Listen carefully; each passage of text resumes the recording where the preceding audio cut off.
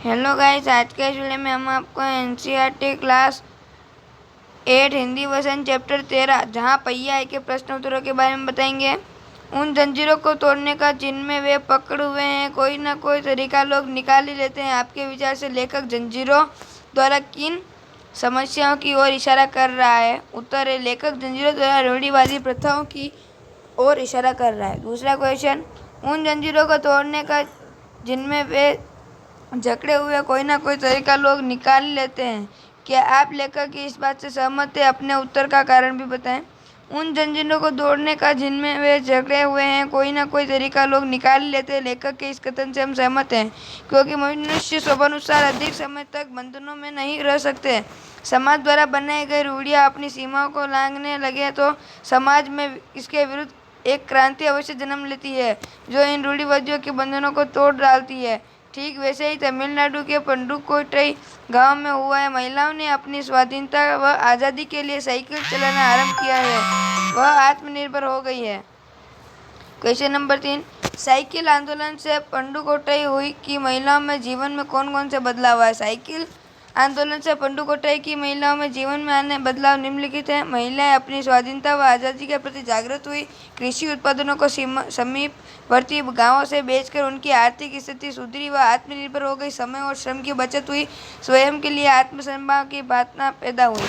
चौथा क्वेश्चन, शुरुआत में पुरुषों ने इस आंदोलन का विरोध किया, परंतु आर साइकिल्स के मालिक ने इसका समर्थन किया। क्यों?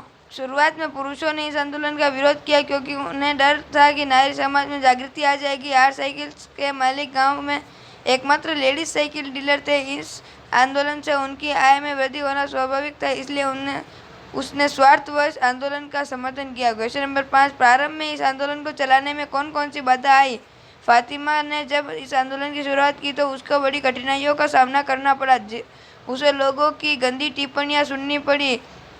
फातिमा मुस्लिम परिवार से थी जो बहुत ही रूढ़िवादी थे। उन्होंने उसके उत्साह को तोड़ने का प्रयास किया। पुरुषों ने भी इसका बहुत विरोध किया। दूसरी कठिनाई यह थी कि लेडीज साइकिल वहां पर्याप्त संख्या में उपलब्ध नहीं थी। छठा क्वेश्चन, आपके विचार से कोई लेखक ने इस पार्ट का नाम जहाँ पहिया है क्यों रखा होगा? तमिलनाडु में के रूढ़िवादी पंडुकोट्टई गांव में महिलाओं का पुरुष के विरुद्ध खड़े होकर साइकिल को अपनी जागृति के लिए चुनना बहुत बड़ा कदम था। पहिए को गतिशीलता का प्रतीक माना जाता है और इस साइकिल आंदोलन से महिलाओं का जीवन भी गतिशील हो गया।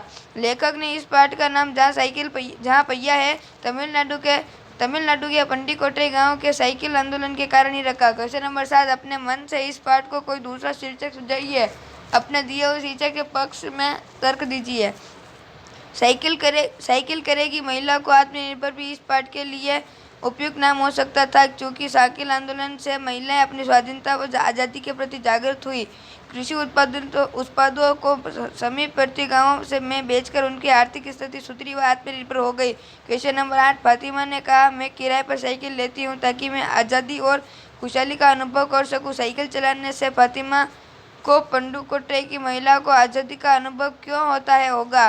फातिमा के गांव में पुरानी रूढ़िवादी परंपराएं थी। वहां औरतों का साइकिल चलाना उचित नहीं माना जाता था। इन रूढ़ियों के बंधन को तोड़कर स्वयं को पुरुषों की बराबरी का दर्जा देकर फातिमा और पंडुकोट्टई की महिला को आज़ादी का अनुभव होता होगा। धन्यवाद दोस्तों, आज के वीडियो में बस इतना ही। प्लीज़ हमारे वीडियो को लाइक, शेयर और हमारे चैनल को सब्सक्राइब करें। धन्यवाद।